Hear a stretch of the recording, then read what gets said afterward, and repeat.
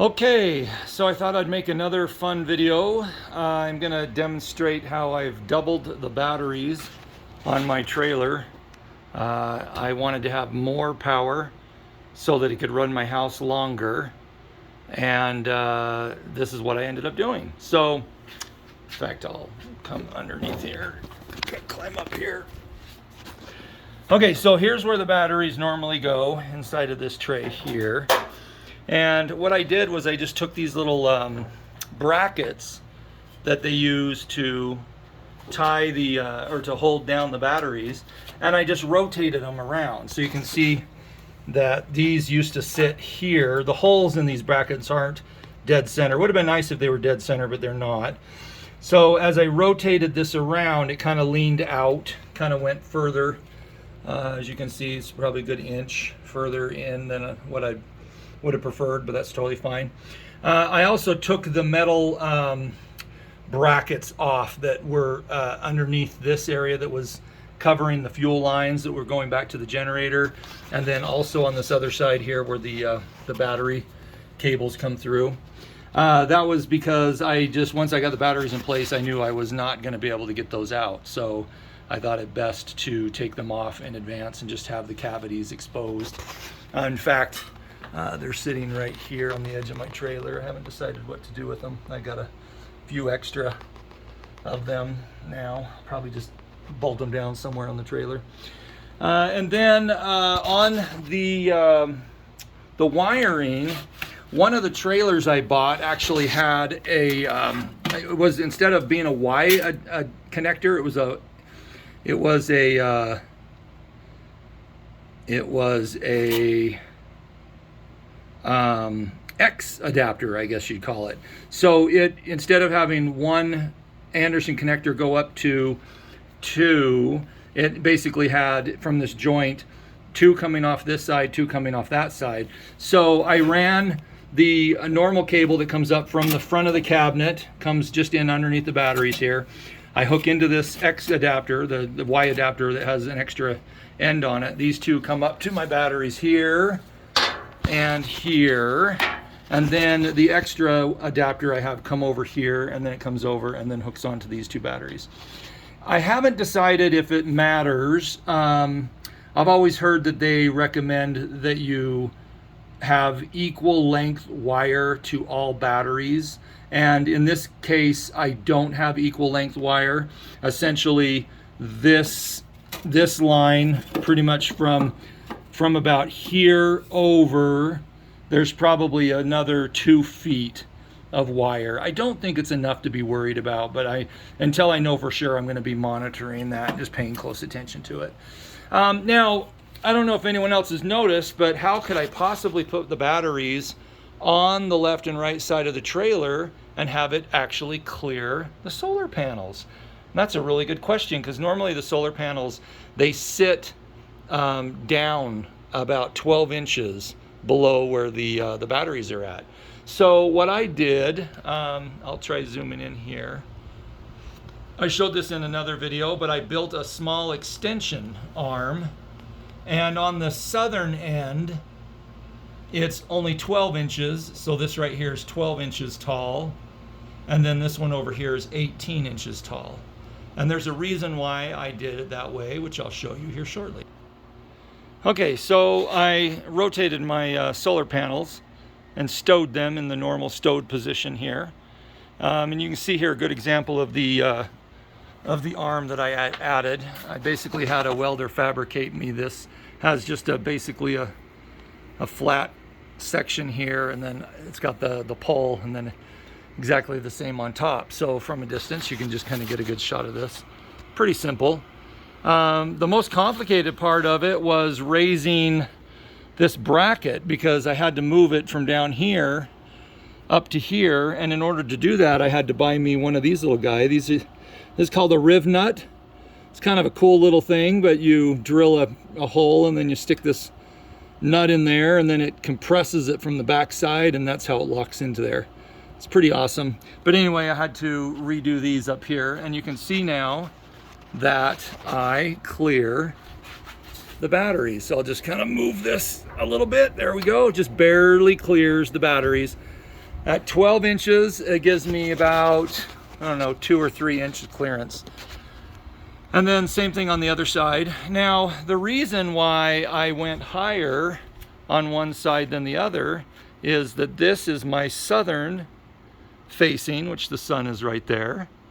So there's my southern side and there's my northern side.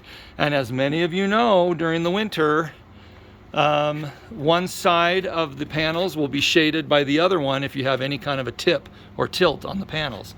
So by raising this up 6 inches, I'm hoping that it will now clear and not shade this back set of panels, or the northern side set of panels. And we'll find that out later in the winter. Maybe I'll do another video on that. You can see here the batteries, how they're situated. It's actually not as crowded as I thought it would be. It's pretty easy just to get through these little gaps here. You got to be careful more back by the fuel tank because it's a little tighter there. I've hit my knee a couple times. I'm toying with the idea of moving the gas tank also to that side, and then getting a second gas tank on this side so it'll be equally rated. There's a reason I'm interested in doing that, and that's so that I can cycle my fuel. The idea is that if I fill both tanks up with diesel, then I could use one tank for a truck or vehicle and then refill that and then start using the other tank. That way I can have, these tanks get cycled. It's a little easier to cycle your fuel that way and then always feel like you got a reserve on hand. Let's see. I don't know if I raised it high enough to actually move that fuel tank over. Unfortunately, didn't think of that at the time. But yeah, it looks like I will not clear my solar panels. So that's a little bit of a bummer. Oh well. Oh well, someone else will be able to take advantage of my loss. And then when I raised the back panels, this bar here, I flipped it upside down. I used the exact same holes that were there from before. So these are the same 4 bolts, but instead of having the bar down here, I just rotated upside down so it's up here. I can do that because I no longer need my lock mechanism here, and then that really makes it nice for when I'm climbing in and out of the back of the trailer, because like I literally can just I can come in underneath this bar now. It's a lot more natural getting in, and I don't feel like I have to go over the top. Let's see, what else can I tell you? Oh yeah, let's talk about how I secured the batteries. So down here at the very bottom, I added, it's an L bracket. It says steel L bracket, and then we put 2 bolts through into the bed of the trailer. Not exactly sure if that's going to be able to do it all, but it didn't seem much different than just doing a weld joint. And I like the idea of using bolts because if I ever did want to convert the trailer back, I can just remove these bars, and I'll just have a couple holes in this tire track here, which won't affect its use. But if I welded those down, you really couldn't use this trailer for a car hauler anymore without cutting that out. And then between the 2 batteries, I put down this little spacer in here. It's basically 2 L brackets that we just again bolted down to the tire track of the trailer. And then we did the same thing over here on the other side. So it feels like this should be able to hold the batteries in place pretty good.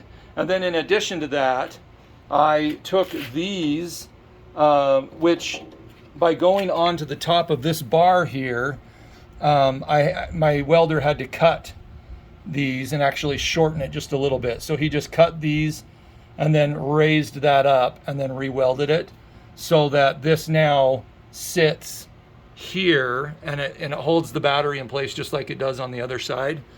And then the other side is just using the regular standard sizes. So when I doubled my batteries, I took these from another trailer, and that's what gave me the extra set of these brackets. And so bolting them down like this feels like they're pretty stable. If I ever have one fall off my trailer when I'm moving it, I will make sure to mention that on another video. Hopefully you never hear from me on that. And you can see how having a second gas tank back there would be pretty nice, just to be able to then you could walk between the two tanks, and it would just be a total hollow area there when you're servicing the batteries. Takes a lot longer to water 4 batteries, I can tell you that. That's definitely have to carve out more time there.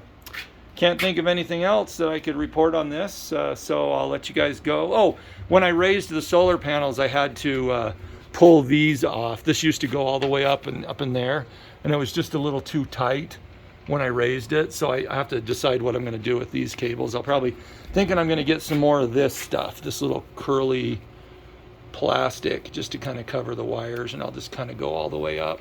I like the way it looks, and it feels pretty solid, and I'll just run it up and then probably anchor these right here into the corner. So, all right, well, I've got a couple more videos I got to get to and post them, so hopefully everyone's having a great day, and you're doing some fun things with your solar trailer.